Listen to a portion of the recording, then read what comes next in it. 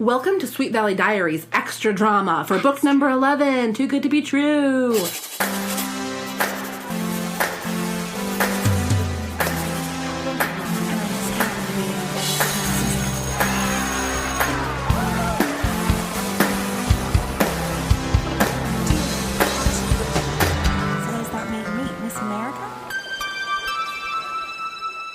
I'm here with Sinead Persaud and William Joseph Stribling, the director. Here to talk about rape culture. Ooh, boy.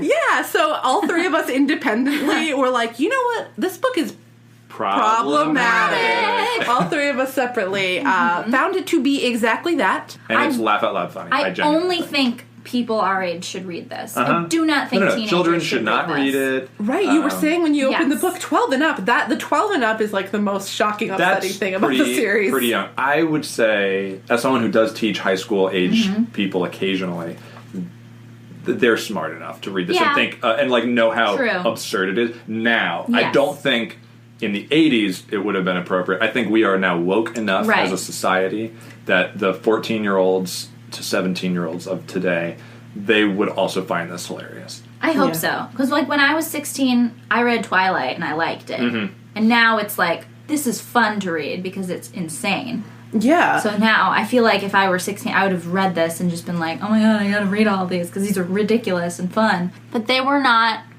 as woke AF as we are. Yeah. The book is not written with any tongue-in-cheek wink. It is very earnest. Yes. And that is part of the problem. I don't know how much the authors were trying to teach. Yeah, that's true. I don't think that this is a parable. I don't think that there's a moral lesson to be taken away. I think it is pulp. I think it is intended to be page-turningly, like, addictive. It's Degrassi, right? I loved Degrassi. To be fair, the villains who do the bad things are clearly villains. Yep. Like, nothing is glamorized. Good and bad is pretty clear, but then when the rape stuff comes in and, like, the blaming the victim kind of thing, like, and not believing the victim, like that. That's where things start to get a little like, oh, okay, times have changed. And the book definitely is page turning, but partly you're a little bit horrified. So one thing that was so interesting that came up a little bit in the main episode was this parallel that the book creates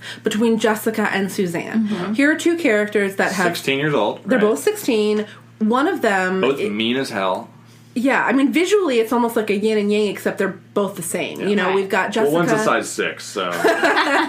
Jessica has left California and is in New York. Suzanne has left New York and is in California. And they both have this perspective where they wrap men around their fingers. And they love to manipulate men. Yeah. Listeners, readers will know that about Jessica. Suzanne, it's like next level. Yeah. Right. Also, like... Jessica is idealistic and, like, and is, like, super impressed by things. And Suzanne is, like, everything's stupid. I'm the best person here. Like, in terms of their differences. Jessica's manipulation, they're both are manipulative for fun, which is problematic in the first place. Yeah. But Suzanne's manipulation comes from a bitterness and a darkness about the way that her life is. Yeah, she was sent off to a boarding school and she always felt like her family didn't want her. Yeah. And it's like, I get that. It's a reason. It's not an excuse, you know, but it's a reason. And she dates older guys that she, like, shouldn't be dating. For Jessica, I mean, the only thing that I could think is that she has a little bit of issue being a twin, and her sister is so celebrated that Jessica has need to come up with her own way to become celebrated. Right. Well, also, Jessica is not content with her life in the way that Elizabeth is content living in this place and having these people in her life, whereas Jessica has bigger dreams for herself. But I think essentially, to get right down to it, the thing that was probably weird for all of us reading what happens, especially between Suzanne and Mr. Collins in Too Good to Be True, is the feeling that Suzanne, to the outside world, when she creates the story about Mr. Collins, she's the victim. Right. And of course, everybody believes her. Yes. Right. But she's lying. Right. Because we should believe the victim, right? Like and we've learned that throughout history. We know now, just more often than not, let's believe the victim. And if we're wrong occasionally, we're going to be okay with that. Yeah, the Suzannes of the world. Well, Suzanne is a fictional character in this insane book series. And honestly, I haven't met a lot of people like any of the characters in this book. Yeah. So, yeah. But especially not like Suzanne. Yeah. So the idea of writing a character like her for girls to be reading about is problematic in and of itself. Now, one of the things that, I don't know how you feel about this, Sinead, but I know that I am so excited and motivated as a woman, as a feminist, as a human being about like the Me Too movement and how much progress is happening with women feeling comfortable speaking out and corporations putting their money where their mouth is and trying to end this culture. Yeah. But there's this fear that like there's going to be some sort of backlash, and a lot of that is tied to this idea that like, well, women could just start making up stories about me. And I think that we know that doesn't actually happen that often. No. But stories like this are told fictionally. Yeah.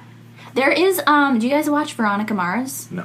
But I know what it is. Yeah. There's an episode in season 2. It's an amazing show. It's like a film noir high school mystery series. Kristen Bell? Yeah, Kristen Bell plays Veronica Mars, a high school detective. And there's an episode in season 2 that reminded me a lot of the Suzanne plotline.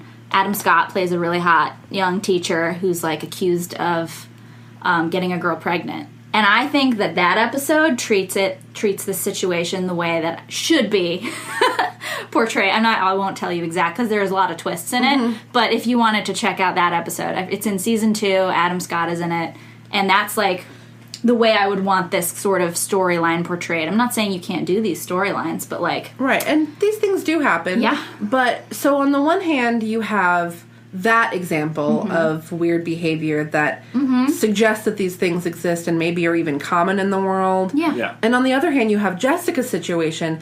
And I think it's very troubling to watch Jessica in New York be attacked by this right. a country bumpkin who had this dream of an amazing 2 weeks in New York, and then when she finally gets what she wants, it's not how she wanted it, or, and Pete tries to rape her. Yeah. But I think what's maybe most problematic about that whole situation is the way that Jessica decides that she would be too embarrassed to ever tell anybody about it. Yeah. And I think the book treats that very casually. It does. But I think that speaks to what I assume is a larger problem with the whole series, where they never really fully address sex. Like, they never deal with sex, where they always allude to it, or they get right up to it, and then never happens. You know what I mean? So, like, we have the idea of steady boyfriends and girlfriends, and these kids, like, realistically are probably having sex. But, when it comes down to it, they can't depict it. I thought you were going to say alludes to a larger problem with Jessica, which I think is also kind of true. Yeah, okay. Totally. And these books constantly put me in this position where I have to backpedal from feeling like I'm calling tease on Jessica. Right. But it's almost as if the only explanation for her behavior is that she doesn't know what sex is. Yeah. Because it's like she is a 16-year-old girl. She's constantly getting into these situations where she's shocked that the men that she's been trying to lure to her, when it lures them there, that they are interested in doing more than kissing. Right. Yeah. Which is why and somebody like Todd, who is very respectful of boundaries, and or even Winston, who has a crush on Jessica and would be deferential to her. Those kinds of guys she finds boring. Yep. Right. Those are the kinds of guys who would be... So there's no in-between, but we know there is an in-between, because there is stuff that you can do, kids listening, that is between making out and having sex that is healthy, and... You don't have to do it all on one night. You don't have to do it, there's stuff to be done, and I feel like that's what we should be talking about in the Sweet Valley High books. I really don't like the way that the whole Jessica plotline went. I just feel like she's flirting with this guy. He's not giving anything back to her. It would have been one thing if he was like flirting back a little bit and it was like a back and forth. But then he just goes all in for it without any sort of warning. We never see the moment where he makes the decision, even. We don't know what he's motivated by. Just because a girl is flirting with someone does not mean she never says she wants to, like, go all the way with him. Or, like, that's she doesn't say what she wants. She says, like, it'd be cool to kiss or something. Yeah. But just because a 16-year-old flirts does not mean... Once again, on this podcast, we're getting into the idea of consent. Yes. Which is... And these men who are constantly... like taking the bait or whatever, like that, but it's not the bait that Jessica intended to leave out. The problem that they run into is that they're like, oh, I see what this chick wants. I'm going to give it to her, and I'm not going to talk to her about it first. Right. And he says something really creepy and evil. Like, don't be so naive. Like, you know what you were. I don't know. I forget what the line is. He told her that exactly. she's asking for it. Like, you were asking for it. Pretty much, like, verbatim. Which she, I don't think was, but Suzanne, when she wet herself in the backyard, she knew it. She was asking for it. Like, she was, I think, literally asking for it. Yeah. Jessica wanted attention and some kissing to go home and tell her sister about. And Suzanne was like, if I can't, get what I want from this guy, I'm going to destroy his life. Well, speaking of these fictional characters and the way that is perpetuated, Will, you made a passing reference in the first episode, the primary episode, to East of Eden. Mm-hmm. Oh, and so this book even has like a reference within a fictional story of another fictional story that perpetuates these characters. The way that Todd finally gets Elizabeth to agree that maybe Suzanne is just crazy. Remember that book we read? Yeah, Elizabeth is saying that, you almost said it exactly right. Elizabeth is saying that, like, well, but why would Suzanne lie? Like, why would she rip her own shirt? Why would she make all this up? That's the part I don't get. And Todd's justification... Remember that book we all had to read in 10th grade English, East of Eden? There was that beautiful girl, Kathy, who everyone thought was so sweet and wonderful. Elizabeth shivered. Oh, this is now we're no longer. I'm not Todd anymore. Elizabeth shivered as if caught in a sudden draft. She remembered the book well. It was one of her favorites. And underneath, Kathy was really rotten to the core. She finished for Todd. She wrapped her arms around herself in an attempt to stop her shivering. But that was just a book. If someone was really like that, you'd know, wouldn't you? No, not necessarily. That was just a book, you guys. The whole that was point. Just a book. Mm-hmm. No. This is so meta. You know what would have been cool is if I had in East of Eden they make a reference to another book. Like, how deep does this rabbit hole? Bookception. Yeah. I was going to say that if when I asked you guys if you were Jessica and Elizabeth, you'd said you were a Suzanne. And then your face had done the weird, like... Like in that movie Truth or Dare that came out? Where probably watched that one. Weren't you saying that movie, you can tell it from the trailer that they were making the movie just for the Snapchat filter? Oh, yeah. God, yes. Uh-huh. Did that even happen, though? Was there a Snapchat filter? I think it was. I deleted Snapchat. Yeah. Well, but if one of you had said that you were secretly a Suzanne and did the thing that happens several times in this book, which is when Elizabeth captures a fleeting glimpse of Suzanne's real self. Oh, creepy. When that kind of chilled me when I read that. Her eyes become slits. She was ugly for the first time. Yeah, it's like she's ugly it is like she's a witch. She's magically ugly for a second and then she casts her spell again. That's a thing that happens, I feel like, in a lot of books and movies and stuff. People, like, see the true, the fleeting image of what's beneath, and it's not pretty. Yeah. Well, and then these characters are also making a mistake that, human beings in real life make a lot, which is assuming that someone is, it's called the attribution error, I believe, where I'm saying it, fundamental attribution, something like that, where you assume that people are either all good or all bad, and it's just like, oh, I thought so-and-so was a nice person, but now they stole my shoes, so I know that they're really a bad person, but they baked me a loaf of bread, they're a good person. It's like things have to be binary in Sweet Valley. Like there's no room for like a gray area here because children just couldn't understand that. And especially with people that we don't actually know personally, it's something that is like fundamental attribution error. It is. Yeah, I was just researching this because they mentioned it on that show AP Bio. Oh, okay. Whatever. It was like if you do good things, the action is what you are. So if you're doing good things for the wrong reason, you're still good. But if you're doing bad things for the right reason, you're bad. Yeah. And then there's the opposite, which is like, it's the outcome.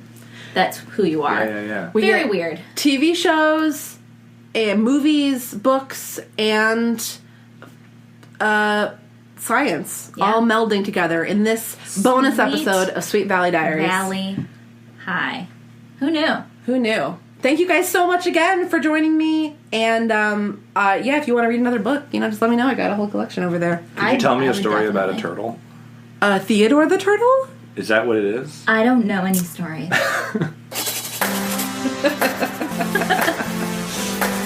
Okay. Bye.